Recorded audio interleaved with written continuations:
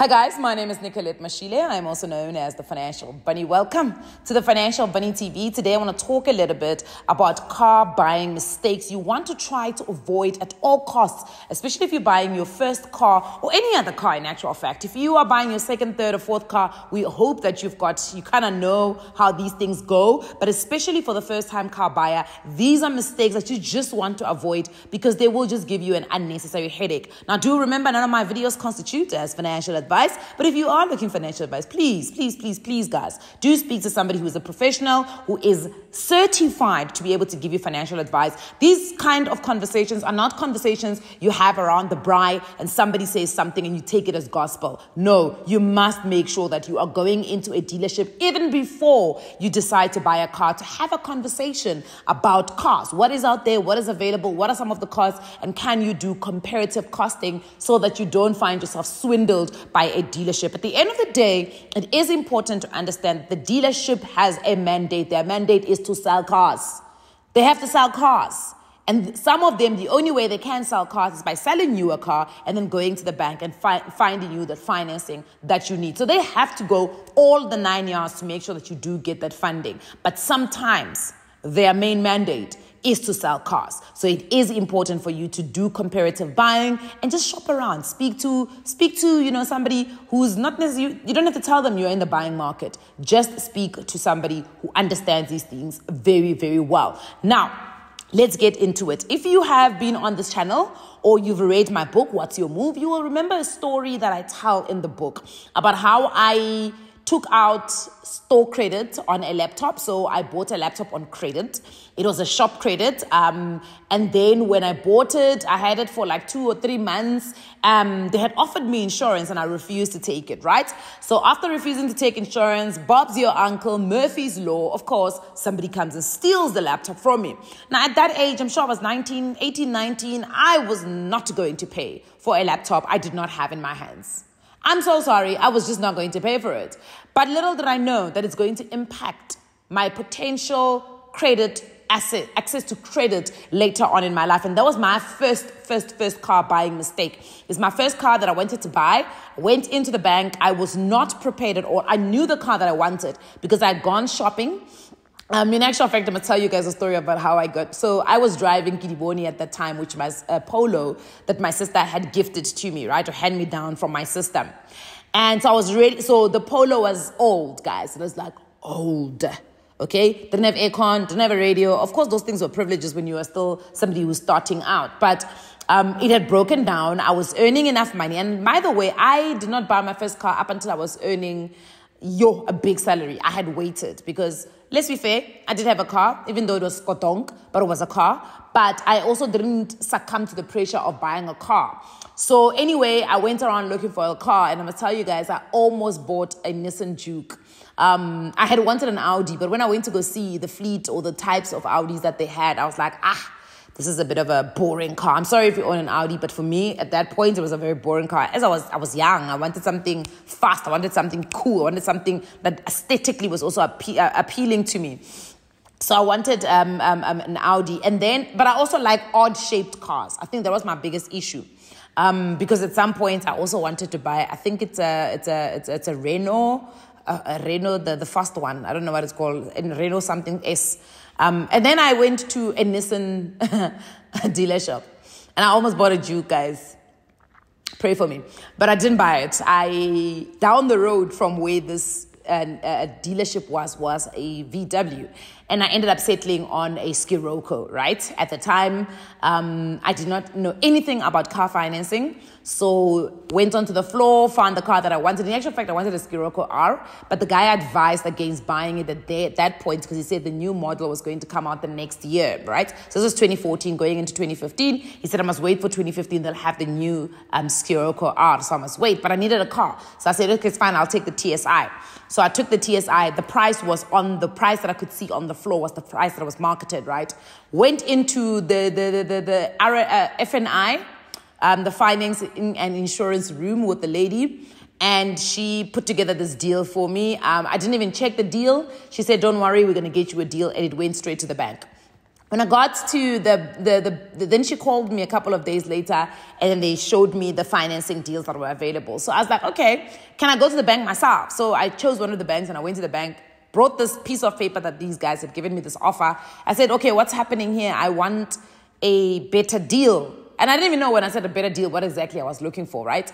So anyway, they give me this better deal, but the lady comes back. Before she gives me this better deal, she says to me, Miss Mashile, your credit score is terrible.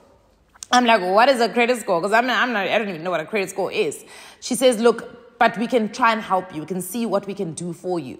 So she goes somewhere behind in the back. Guys, that lady did not even take more than 5 seconds. She was back. And she's like, spoke to my manager, and the manager says, you know what, we can help you out. I was like, my sister. But anyway, at that point, I didn't know. So I think the number one mistake that a lot of people make is that they go into credit agreements without really knowing what their situation is. So it's important to know what your situation is. It's not good enough to just say, look, I can afford 7,000 Rand, so I think I'm ready to buy a car, because those generally are the installment amounts that I'm going to buy. Remember that your installment and the next person's installment is not going to look the same. This is due to affordability and credit profiling, right?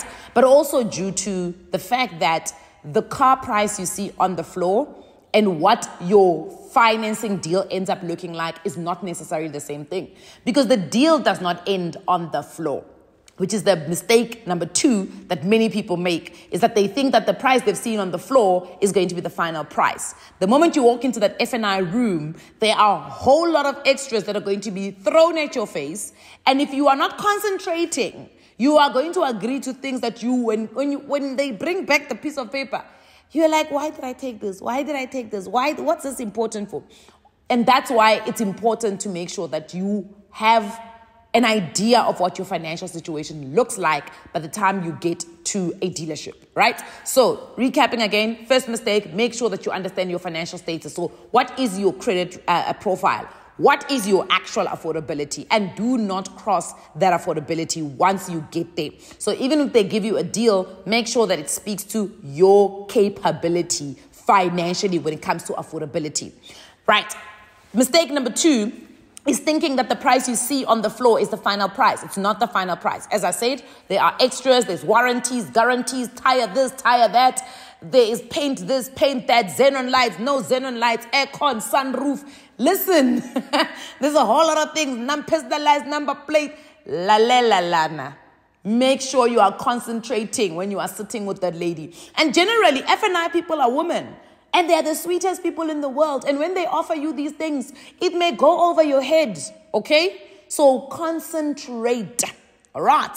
Okay. Mistake number 3 that a lot of people make is choosing an unsuitable car. Hello.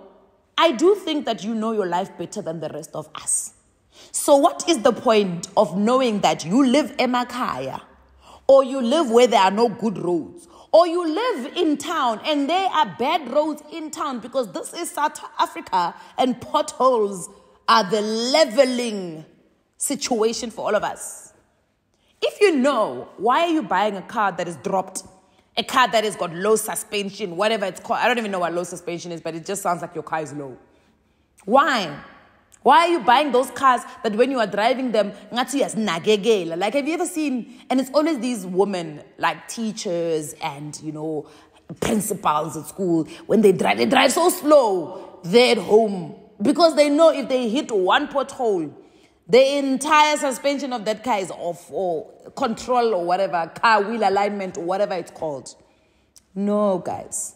Buy a car that is suitable for, one, your job. If you know you work on siting, you are a construction person, or you work in the mines, or your company's other satellite offices are in the middle of nowhere where you must go on dusty gravel road, make sure you buy a car that is suitable, especially if they're not going to give you a car at work and you are expected to use the car that you have purchased.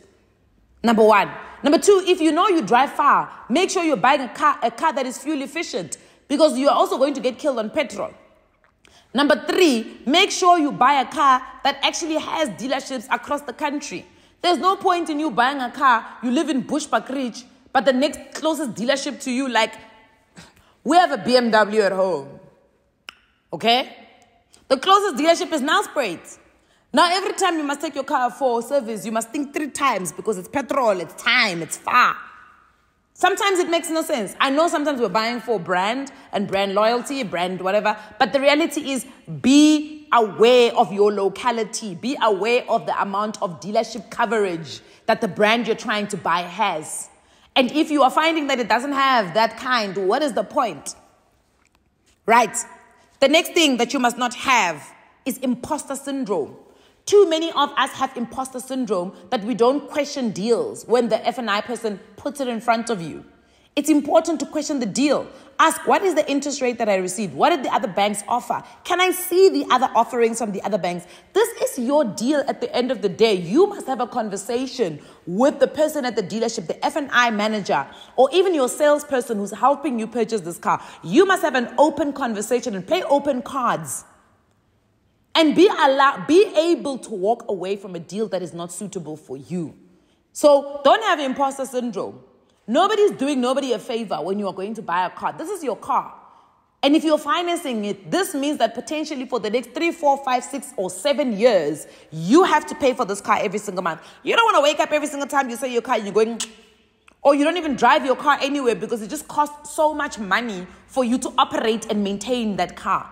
So keeping that car is actually going to end up costing you so much money that you feel like you are being choked. No, it's important to make sure that that deal that you are getting at the end of the day is a deal that is suitable for you, it's suitable for your life, it's suitable for the preferences that you actually have.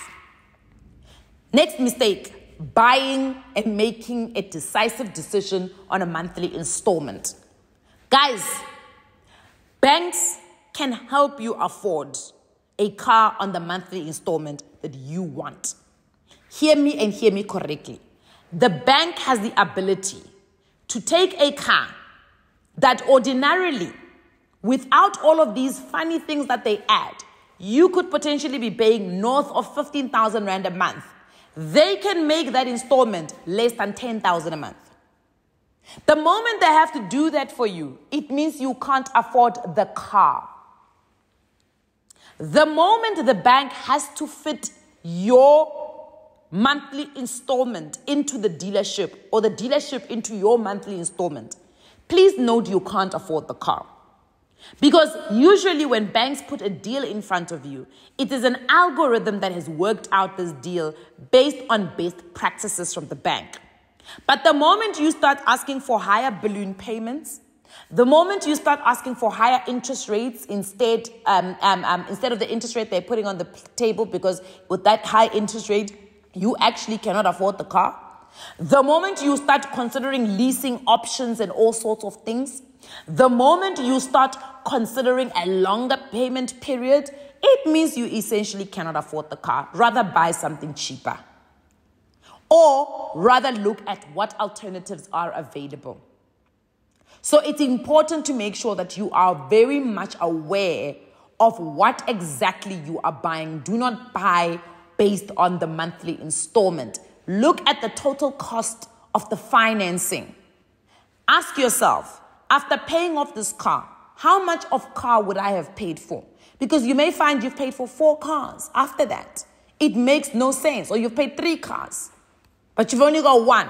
And then also look at the resale value of that car. How much does the car depreciate by the time you think you're going to let it go? So let's say, for instance, many people don't keep their cars for as long as their financing period is. So let's say after 3 years, you feel like actually after 3 years, I may have started a family, I need to upgrade my car or need to get something else. Or after 3 years, my situation may have changed. It's difficult to foresee into the future. But I think you can kind of do like high level foreseeing. After the payment, after when you want to let go of the car, what will be the trade-in value? Can you figure it out? Can you ask them? They don't have to be this, specific amounts. They can be ballpark amounts. Will it be suitable for you to get a next car? Or are you going to trap yourself in an ongoing vehicle asset finance loan? So all of these things are very important for you to consider. The next one is buying on ego or on your status. You know, how can an accountant drive a Polo? How can a CA drive an Audi A1? How can I, as an entrepreneur, drive anything less than a Range Rover? How can I? No, there is no car that is attached to a profession. Musugutagwa. Guys, there is no car that is attached to a profession. You can be a CA and drive a Picanto. That is your choice, 1. 2, that is your decision to make and it's nobody else's. Because let me tell you something about high purchases. High purchases come with high maintenance costs. That's just how it works. If you buy a Range Rover, expect to pay for tires worth 5,000 to 8,000 Rand. That's just how it works. Now you're going to be there, not driving your car because, oh my goodness, I can't afford a tire. Now you're going to be there, oh my goodness, I can't do this. I can't do this with my car. My car can't go there. My car can't do this. My car can't. No. Buy a car that you can afford, not a car that is going to elevate you in public. Now, that doesn't mean don't buy an expensive car. That doesn't mean don't buy a luxury car. For instance, I bought my car based on protection. And I know that sounds silly to some people, but this is for me the safest car that I can buy for myself. So I'm willing to fork out the big price for it because this is a car that obviously is protective to me. Yes, did I have a goal? Did I save? Was it my dream car? Of course. But now I've got bigger dreams. You know what I mean? Because your dreams change. Your dreams don't stay the same. My dreams 5 years ago and my dreams today don't look the same. So it's important to have other reasons as to why you're buying a car. And status and ego cannot just be the only ones. The big one. First-time buyers are always encouraged to buy a new car. And maybe it's a good idea to buy a new car. But a car is a depreciating asset. So by the time you actually drive off the floor, which is something that's tweeted around, by the time you drive off the floor, you've lost a certain amount of money off the car, right? Or of the value of the car. If you're going to buy brand new, buy the brands that you know when it's second-hand, it becomes a problem. But there are many brands that are actually good as second-hand brands, or second-hand cars rather. Now the problem also is that buying second-hand can also be problematic. So again, it's about choosing what is suitable for you and for your lifestyle. Because a second-hand car that has been in an accident, and it's a CD, whatever they call them, that is not a good car. You also don't want to be somebody who is part of the vulnerable group buying a car that can just stop in the middle of the night. There it is, billering, twittering, in the middle of the night. Or a car that's going to inconvenience you. Like you're driving to the airport and it's leaking oil and then it just starts smoking on the road. Now the oil samp is broken, the car is overheating. Look, it can happen with any car. It can even happen with a brand new car. But you lower the chances of it happening if you buy a brand new car, granted. But you can also still be able to fit that with a good second-hand, a demo car. Also, ask your salesperson, what is the history of this car? Who was the driver? Guys, you want a car that was driven by somebody that seems responsible. Old tannies, grannies, like my mom's car. Like when we sold my mom's car. Like, it looked brand new.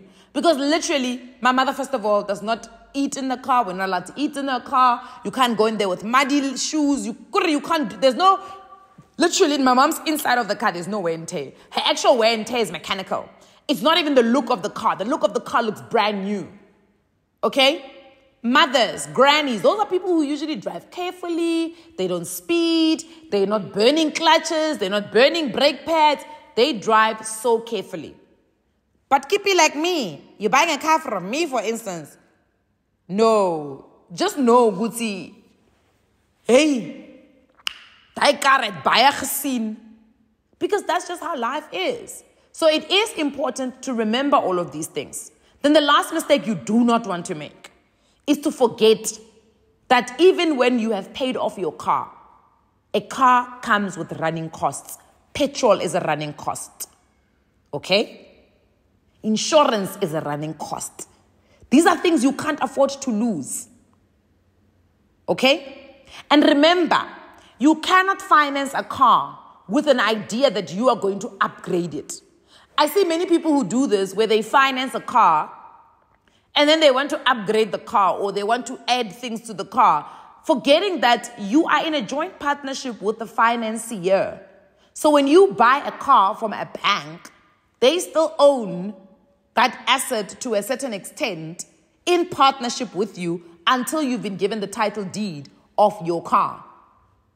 Until then, you cannot just be dropping and adding suspensions, double pipe, yonking, tofunugu yenza, changing paint colors. No, you can't do that because that drops the value of specific cars. So it is important. And remember, you can't sell it either. So you can't want to buy a car and finance it and then flip it. Like, if you're flipping it, that means you must flip it and then you must go settle your installment or your financing. So the bank gives you a title deed so that you can pass it on to the next person that you're selling it to. Because imagine if I come to you, you financed your car, you want to now flip it, and I have cash. So I'm buying the car. I'm not going to buy the car until you've given me the title deed. I'm not going to give you the money until you can give me the title deed. It makes no sense.